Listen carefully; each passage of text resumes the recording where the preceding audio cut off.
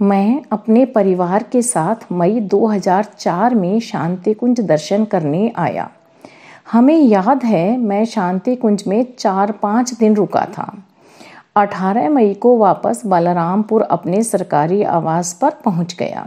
रास्ते की थकान होने के कारण हमें काफ़ी सुस्ती महसूस हो रही थी। इसी बीच भाई की पत्नी भी आ गई। उसे मालूम हुआ कि हम लोग शांति कुंज से वापस आ गए हैं, इसलिए एक दिन के लिए मिलने चली आई थी। उस दिन रुककर 20 तारीख शाम को 4 बजे वापस चली गई। चूँकि हम लोग काफ़ी थके हुए थे, इसलिए उस दिन जल्दी खाना बन गया। हम लोग खा पीकर जल्दी सो गए। रात में करीब 12-1 बजे का समय रहा होगा। 7-8 अज्ञात लोग अचानक मेरे घर में घुस आए। घर में आवाज़ सुनकर मैं हड़बड़ाकर जाग उठा। मेरी पत्नी और लड़का सो रहा था। मैं बहुत घबरा गया था। सोचा उठकर शोर मचाऊं तो शायद कोई पड़ोसी ही पहुंच जाए। इतने सारे हथियारबंद लोगों के सामने मेरी क्या औकात थी। उन लोगों ने मेरी आंखों के सामने मेरी पत्नी के हाथ पैरों को बांध दिया। उसने उठकर चिल्लाने की कोशिश की तो मुंह पर टेप चिपका दिया। मैंने उन्हें रोकने का प्रयास किया तो उन लोगों ने कट्टे के बट से मेरी कनपट्टी पर वार कर दिया, जिसके कारण मेरे सिर से खून की धार बह निकली। मेरी स्थिति को देख पत्नी अचेत हो गई। मैं अंदर से बुरी तरह कांप उठा। मुझे लगा कि अब मेरा परिवार तो गया। मैं बुरी तरह जख्मी हो गया था।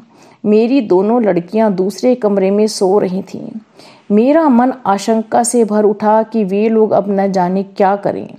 शरीर से खून बह जाने के कारण कमजोर इतना हो गया कि उठा भी नहीं जा रहा था। वे लोग मुझे साक्षात यम के दूत की तरह से लग रहे थे।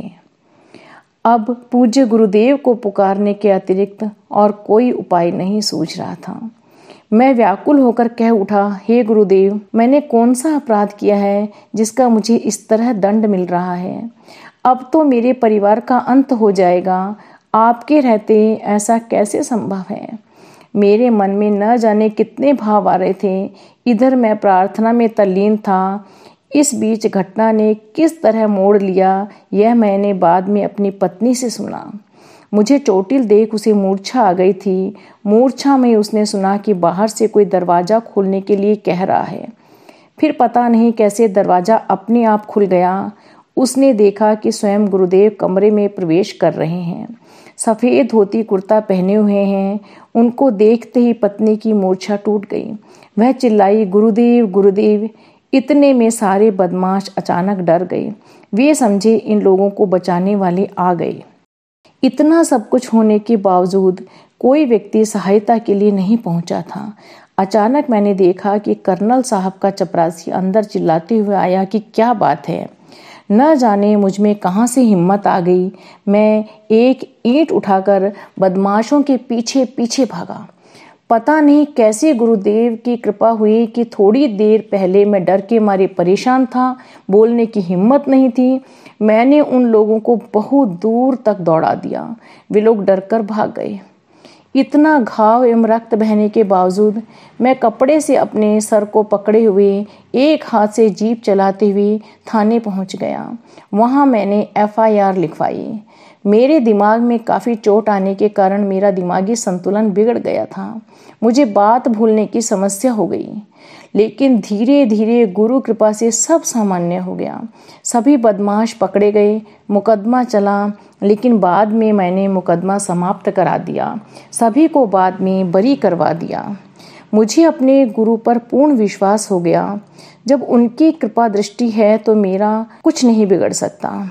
मैं किसी को दंड क्यों दूं? सारा न्याय तो ऊपर वाले के हाथ में है।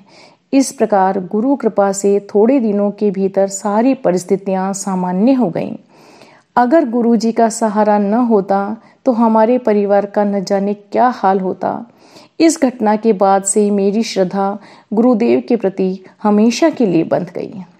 प्रस्तुति सुरेश कुमार सोनी, तहसीलदार, धामपुर, बिजनौर। अगर आपको हमारी यह वीडियो पसंद आई हो तो इसको लाइक करें, कमेंट और शेयर जरूर करें और हमारे YouTube चैनल ऋषि चिंतन को सब्सक्राइब भी कर लें। साथ ही बेल आइकन को भी दबाएं ताकि आपको आने वाली वीडियोस की नोटिफिकेशंस मिलती रहें। धन्यवाद।